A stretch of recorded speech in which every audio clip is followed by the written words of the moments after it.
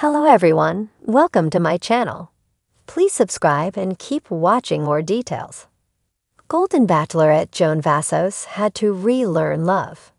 The first ever Golden Bachelorette, Joan Vassos, admitted that she had to relearn how to be in love. She was brokenhearted when her husband of over 30 years passed away. That being said, there was a lot to digest when she was faced with 24 men vying for her heart. So how did she handle it, and moreover, how did she open her heart back up? Keep reading for more details. When Joan Vassos lost the love of her life in 2021, it was the worst devastation imaginable. Joan was her lifeline for 32 years, and the thought of ever dating again clearly was not on her mind. She then went on to be a contestant on the premiere season of The Golden Bachelor with Jerry Turner. The two had an amazing connection, and they did look amazing together. However, Joan's family came first, and her daughter needed her, so she left the possibility of love behind. He ended up marrying Theresa Nist, but they split after just 3 months. Now Joan is the first Golden Bachelorette, and men are head over heels for her. It is the 5th week of the show, and she has some really strong connections with the remaining gents. Some of them are Jordan Heller, Jonathan Roan, and Chalk Chapel. They have swept her off of her feet, especially Chalk.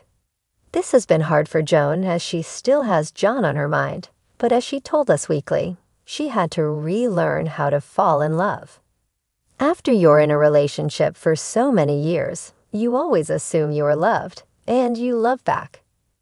And when all of a sudden you don't have it, you don't know you can ever get it back or how to do it again.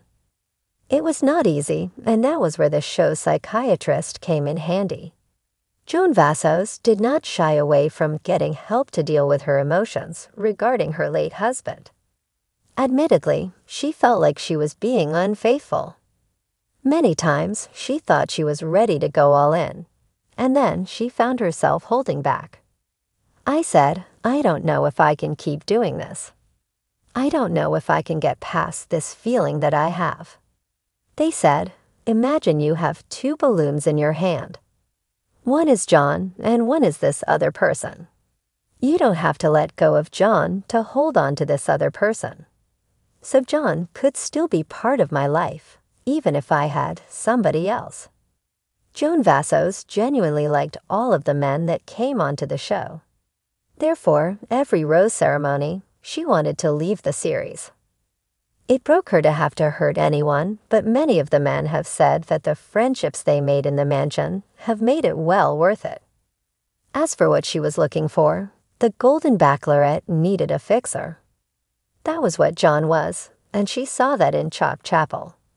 She learned a lot about him, and how he did all he could to help his late wife when she fell ill. I thought, Chalk's a person who would make you feel safe again. Joan's journey is not over just yet, and she still has hometown visits. She will meet her suitors' families and learn even more about them. Until then, she is trying to live in the moment while honoring herself and John. Finally, Joan is proving that age is just a number when it comes to love. She is breaking the stigma and hopefully finding her happy ending. Joan Vassos never imagined she would be standing in front of cameras again, let alone on a dating show. Life had taken her through a journey full of love, loss, and self-discovery. As the newest star of the Golden Bachelorette, Joan found herself navigating the unfamiliar territory of romance in her 60s, a time when she thought love was something only for the memories she cherished. But life had other plans, and she realized that love, in all its forms, was something she would have to relearn. Joan's story began like many others, a young woman who fell deeply in love with her high school sweetheart. She had been married to her husband, Michael, for 35 years, before losing him unexpectedly to a heart attack. The loss was devastating, leaving her adrift in a sea of grief. For years, Joan couldn't even think about the idea of love, much less pursuing it. The very thought of dating again seemed unfathomable, even wrong. How could she open her heart to someone new when it still beat for Michael? The years passed, and Joan focused on her family, her children, her grandchildren, and the life she had built with Michael. She had accepted the fact that love, for her, was a chapter that had closed. Yet, as her children grew and began to lead their own lives, Joan found herself facing a different kind of loneliness. It wasn't just about missing Michael anymore. It was about realizing that she still had so much life left to live, and maybe, just maybe, room in her heart for something new. Her daughter, Sophia, had been the one to suggest the Golden Bachelorette. When Sophia brought up the idea, Joan laughed it off. The very thought seemed absurd to her, putting herself out there on national television, being vulnerable in front of strangers, and worst of all, allowing herself to hope that love might find her again. But Sophia was persistent, reminding her mother that she deserved to be happy, to experience companionship and joy again. After much convincing, Joan reluctantly agreed. She had no idea what she was getting herself into, but promised herself she would remain open, if only for the sake of her children's happiness. After all, they had been through the worst with her and stood by her side through every tear-filled night and every hard day after Michael's passing. Perhaps she owed it to them, and to herself, to try. When Joan arrived on set, she was greeted by the other contestants, men of various ages and backgrounds, all with their own stories of love, loss, and longing. For the first time in years, Joan realized she wasn't alone in her fears. The other contestants shared similar experiences of losing a partner or facing the end of a long-term marriage. These men weren't just there to play games. They, too, were searching for something real. Joan quickly realized that being on the Golden Bachelorette wasn't just about meeting someone new. It was about rediscovering who she was. For so long, she had been defined by her roles as a wife, a mother, and a widow. But here, under the spotlight, Joan was simply Joan. And in that simplicity, she found a kind of freedom she hadn't known she needed. At first, the idea of flirting and dating felt foreign, even awkward. Joan had been out of the dating world for decades, and the landscape had changed dramatically. Online profiles, speed dating, and the fast pace of modern romance were baffling to her. But as the weeks went by, Joan found herself slowly embracing the experience. The men she met weren't looking for superficial connections. They were there for the same reason she was. They wanted companionship, trust, and someone to share the next phase of life with. Joan's first real connection came with a contestant named Peter, a widower like herself. He had lost his wife to cancer years before and, like Joan, had spent much of his time grieving and unsure if he would ever be able to love again.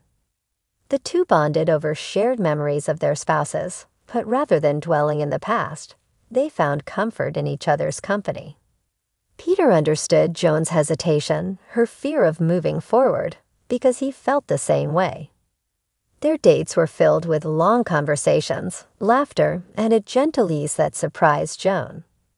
It wasn't a whirlwind romance like the one she had experienced with Michael in her youth, but something deeper, more grounded.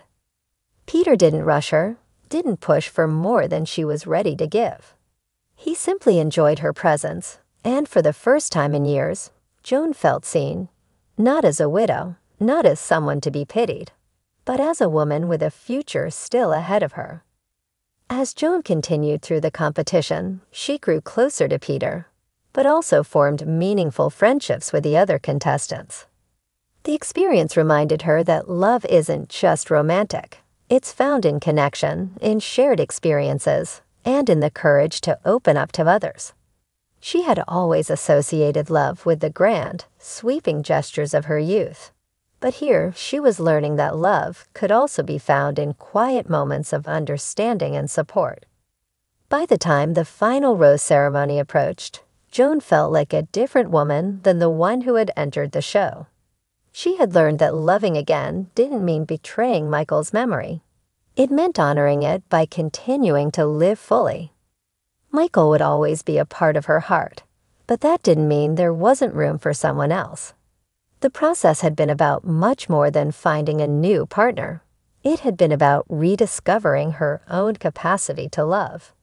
Standing on the stage, surrounded by the men who had become both friends and suitors, Joan felt at peace. She knew that no matter what happened, she had already won. She had learned to love herself again, to trust that her heart could heal and grow.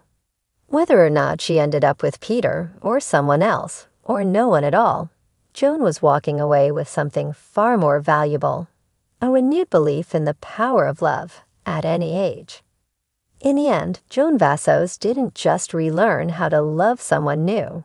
She relearned how to love herself. And that perhaps was the greatest gift of all.